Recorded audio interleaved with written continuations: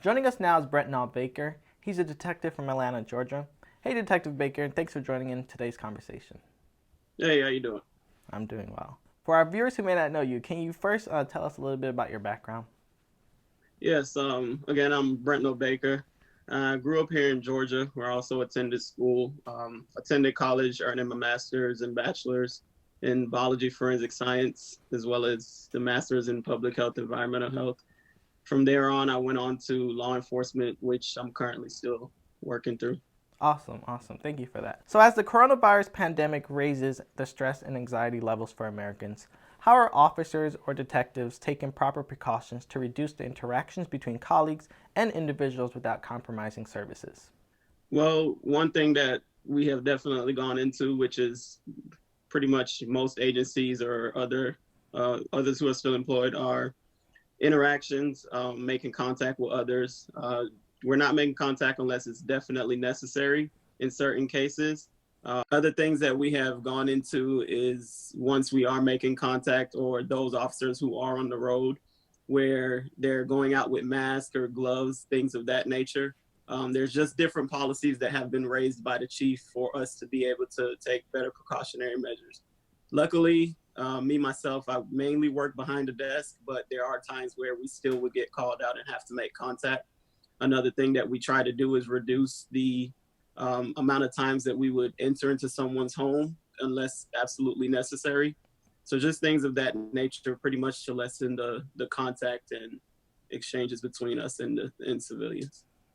Okay. So, as the coronavirus pandemic raises the stress and anxiety levels for Americans, how have officers taken proper precautions to reduce the interactions between colleagues or individuals without compromising any service? One precautionary measure that we have taken as officers within our department is our response to certain situations and making contact with others, such as going into homes unless it's absolutely necessary.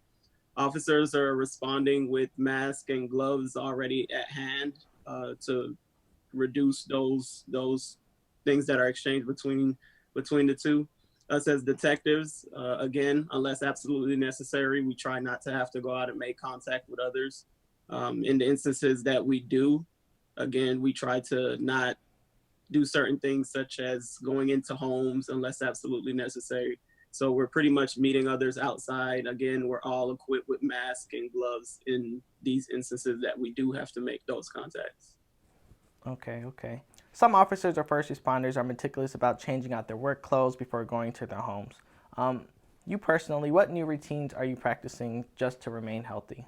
Me personally, coming from having a background of already being OCD, I mean, I'm continuing to take those precautionary measures of constantly washing hands as I've done Mm-hmm. before, but making sure any kind of contact that I've had with anyone, whether it be physical contact or just in person contact, then I'm still taking those precautionary measures. I've seen a lot of officers walking around with gloves Mm-hmm. on throughout the day or constantly using hand sanitizer even after washing their hands. As far as changing clothes out, unless I feel that I've gone somewhere where I've had to maybe go into someone's home or something that didn't sit right, then I mean, I can understand the changing out of the clothes. But for me, again, working mainly behind a desk, luckily that's not something that I have to go through constantly. But I can see where it comes from when these officers on the road are constantly making contact with people every day, having to change out those clothes or uniforms. I agree. I agree. Let's shift gears a little bit and talk a little bit about the judicial system. So, to your knowledge, how has COVID-19 affected the trials of local and state courts? It's actually affected it or impacted it greatly. Right now, we're not going through coming in for trials and things of that nature. At the beginning of this whole pandemic, it started out where it was pretty much just postponed until further notice. Now that it's being prolonged for longer, we have started to go into actually using Zoom Mm. to maybe do our preliminary hearings or things of that nature, where we can all just do that over video virtually to get that taken care of. As far as the judicial system or those who work within the judicial system, those outside of who has to be there for the interaction for preliminary hearings through the virtual Zoom, then they're pretty much not. They don't have to. I don't believe that they absolutely have to come in. They're limiting still the amount of people that are coming in for these trials or preliminary hearings. But as far as I have not yet experienced an actual full trial that we would have to go through. So as far as that, I'm not sure how they're going to take care of that. But when it comes to things such as preliminary hearings, the shorter things that we have to go through, then we just take care of that virtually. It's pretty cool they're using technology in Zoom to, Right. continue.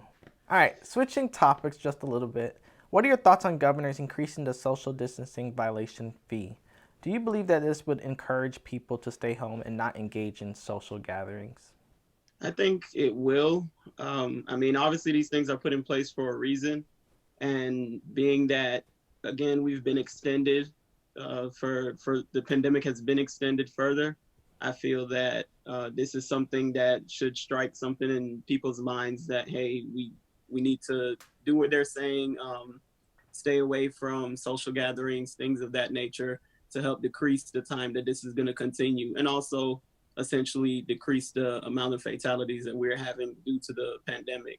So I think it's something that definitely needs to be in place. Again, those people are in those positions for reasons, and they're putting this information out essentially, as we should believe, to help us out. So that's something that I feel should definitely be followed. So, a follow up question to what you just stated. What do you think is the motive for people who choose to not follow this order? I think the pandemic itself may be a motive. People are having to stay inside. They're getting bored. People are laid off or out of work, so they pretty much have nothing to do. Especially those who may be residing alone. I think that alone is a motive for people to want to get out and go somewhere and be with their loved ones in this time, or be with friends or anything of that nature. Especially with, again, most entertainment places or things of that nature being shut down or closed, to even include restaurants.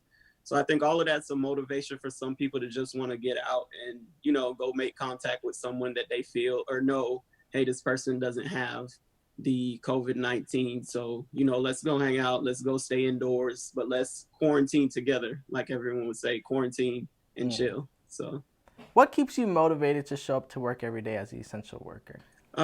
Being in law enforcement, I think it's just the same cliche as to why most people come into this profession, is because they want to help people, they want to make a difference, and that never changes. There's things going on every day. There's criminal activity happening every day.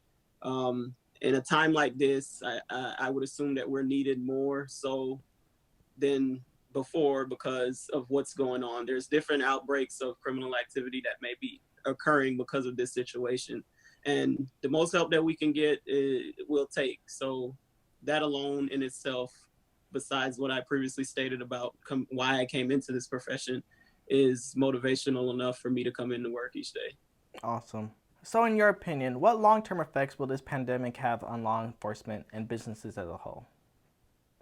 For law enforcement, the long-term effects I feel that it will have is definitely preparedness. I mean, having these things at hand, such as gloves, masks, it's a hassle getting them into the department when we need them versus before not having them at hand. So that's one thing that I think that we will definitely keep in our policy. Something to add to new to add to policy is that we need these things, we need these supplies, and make sure that we're stocked up on it. That's an effect that we would have. I think that this will change a lot of people personally, not just within law enforcement or businesses, like you stated, but I think a lot of people will definitely have that mindset now to be more sanitized, to make sure they take certain precautions with going out and how they handle themselves when it comes to cleanliness. Yeah, you make a very good point. So, lastly, the American people need hope that this pandemic will blow over. What words of encouragement or advice would you tell them to ease some of their anxiety or fears? My words of encouragement would be just follow along with what they say as far as the CDC and everything. Eventually, it's going to blow over from what we're getting. And if we trust in our agencies and departments, such as the CDC, then we should just follow along with what they're saying, and just take this time to be able to reflect on other things and focus on different things to help us to move forward. Just keep in the back of your mind that once we're doing what we're told in reference to cleanliness and things of that nature and social distancing, that we will pretty much prevail over the pandemic and be back to normal soon enough. Well said. Hey, thank you so much, Detective Baker, for joining us and providing your insight and expertise to keep us safe. Stay safe. Thank you, no problem.